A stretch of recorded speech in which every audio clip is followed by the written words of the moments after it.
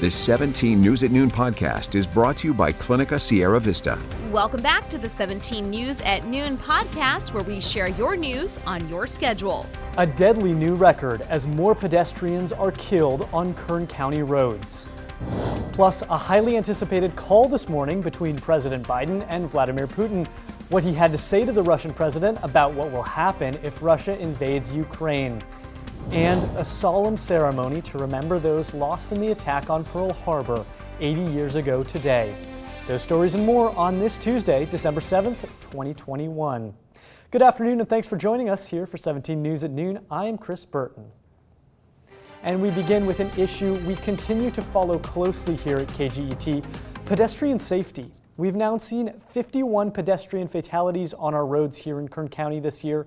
The previous record we've smashed, that was 42 back in 2017 when we started keeping track. A woman has died after being struck by a car in central Bakersfield.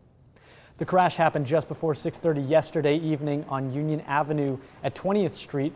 According to police, the woman was in the road but not in a crosswalk when she was hit. She was taken to the hospital where she was pronounced dead. The man driving the vehicle is cooperating in the investigation, and police say drugs and alcohol do not appear to be factors in this crash. And the identity of a man who was hit and killed just after getting out of his vehicle following an accident on Highway 155 has been released. The man was John Robert Turner, 46, of Bakersfield. Sunday night, Turner and another driver crashed into each other on Highway 155 at Cypress Lane in Wofford Heights.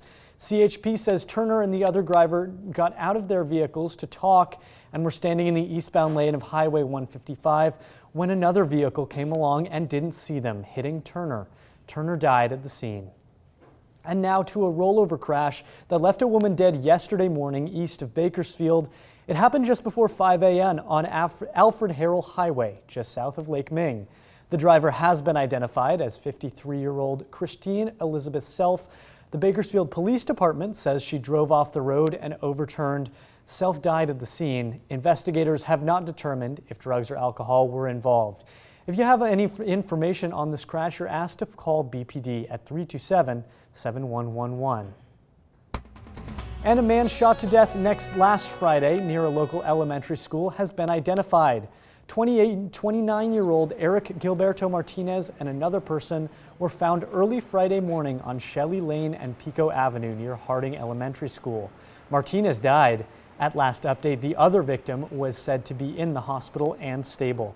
If you have any information, give them a call at 861-3110, or you can remain anonymous by calling Secret Witness at 322-4040. 17 News is your local election headquarters, and a political bombshell dropped yesterday by Fresno Congressman Devin Nunes. The Trump loyalist says he's retiring from Congress at the end of the year. Trump Media and Technology Group, a new organization formed by former President Donald Trump, announced yesterday that Devin Nunes will join the company as Chief Executive Officer. Congressman Nunes was next in line to chair the powerful House Ways and Means Committee if the GOP were to win back control of the House in the midterm elections. Donald Trump issued a statement yesterday saying, quote, Devin Nunes understands that we must stop the liberal media and big tech from destroying the freedoms that make America great. Bakersfield Congressman and House Minority Leader Kevin McCarthy also issued a statement yesterday which says in part, Congressman Devin Nunes is an American patriot, and his service in Congress will be remembered by his singular goal of the search for truth. Hello, this is Tim Callahan with Clinica Sierra Vista, and we're excited to unveil the Community Health Center of the Future, our comprehensive care center. It's located right across the street from Memorial Hospital. We have every service under one roof, from family medicine, OBGYN care, dental services for adults and children, behavioral health, and much more. So find your way to better care at Clinica Sierra Vista this year at our Comprehensive Care Center. Visit our website, clinicasierravista.org, for the latest on this project. We'll see you soon. Today marks 80 years since the day which will live in infamy, the attacks on Pearl Harbor. United Veterans of Kern hosted its annual Day of Remembrance at Union Cemetery this morning with a few new faces. For the first time ever, the event featured two descendants of Pearl Harbor survivors as guest speakers. Stuart Seiden, son of longtime Day of Remembrance organizer Hy Seiden, remembered the stories his father would tell him about that day. Soon, they'll all be gone.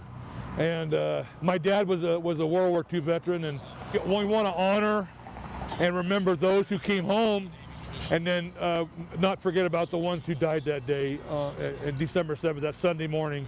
The event featured musical guests, a roll call of survivors, a wreath-laying ceremony, and a moment of silence at 9:55 a.m., 80 years to the minute since the start of the attack. A traditional military salute honored those who lost their lives. Now to a check on COVID-19 here in Kern County. Kern Public Health reported 189 new cases and 3 deaths this morning. More than 1,800 people have died of COVID since the pandemic began. More than 50,000 cases have been confirmed in Kern County since vaccines became widely available. There are more than 1,200 cases of the Delta variant in Kern, but so far there are no confirmed cases of the Omicron variant, although it's likely just a matter of time. State data shows 138 people are in Kern hospitals, 34 are in the ICU. And in your 17 Court Watch, the jury trial of former state assembly candidate and Bakersfield activist Julie Solis has been postponed until February. Over the last 2 years, Solis has been a lively figure in Bakersfield politics, making headlines in the run-up to the 2020 election. At a Board of Supervisors meeting in January 2020, Supervisor Leticia Perez repeatedly asked Solis to wrap up her speech and accused her of using her time on the floor to campaign. Solis responded by yelling on the floor that Perez was telling people inappropriate things about her. And here during a 34th District debate with 17 News, Solis was animated, throwing personal insults at opponent Vince Fong. And then in January 2021, a few months after losing the 34th District race to Fong, Solis entered Kevin McCarthy's closed Bakersfield office. Solis previously said her intention was to get McCarthy to resign for voting against certifying the Electoral College votes for Joe Biden. Meantime, an appellate court has conditionally reversed all convictions, including murder, for a man who drove drunk and high on PCP before crashing into another car and killing 2 women. The court made its decision because of the dismissal of a black prospective juror from the jury panel. Dontrell Collins, who is black, was sentenced to 73 years to life in prison for a fiery Rosedale Highway crash that occurred during summer 2014. With the ruling, Collins will be returned to Kern County for a hearing regarding the prospective juror's dismissal and whether there was discrimination. If the trial judge again finds there was nothing wrong with the dismissal, Collins' conviction will stand. But if evidence of discrimination is found, a new trial will be ordered. President Biden holding a high-stakes video conversation with Russian President Vladimir Putin today as the White House weighs possible sanctions against Russia should Putin take military action in Ukraine. That coming as the administration announced a diplomatic boycott of the upcoming Winter Olympics in Beijing in protest of China's human rights abuses. NBC's Alice Barr reports from Washington.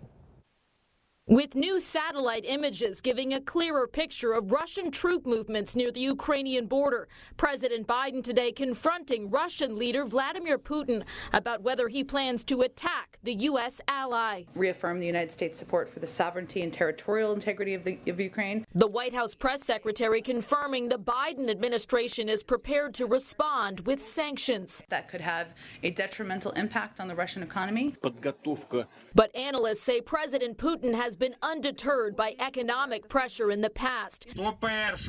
He wants to keep Ukraine from joining the Western military alliance NATO and to prevent NATO from putting advanced weapons systems into the country. What we have to do now is beef up what we have in the way of security for our own troops, our own presence in the NATO region, provide more equipment, defense equipment to Ukraine. The simmering tensions come amid a separate diplomatic dust-up with China after the White House announced a diplomatic boycott of the upcoming Winter Olympics in Beijing. While athletes will still be able to compete, no U.S. officials will attend the Games in protest of China's human rights abuses. Let's make our statement loud and clear through not sending diplomats to Beijing. China calling the boycott an offense and promising necessary and resolute countermeasures. In Washington, Alice Barr, NBC News.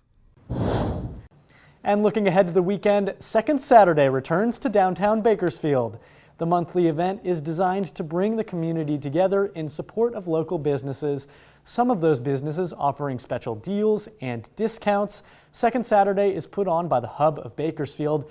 You can see a complete map of businesses slated to attend on our website, kget.com.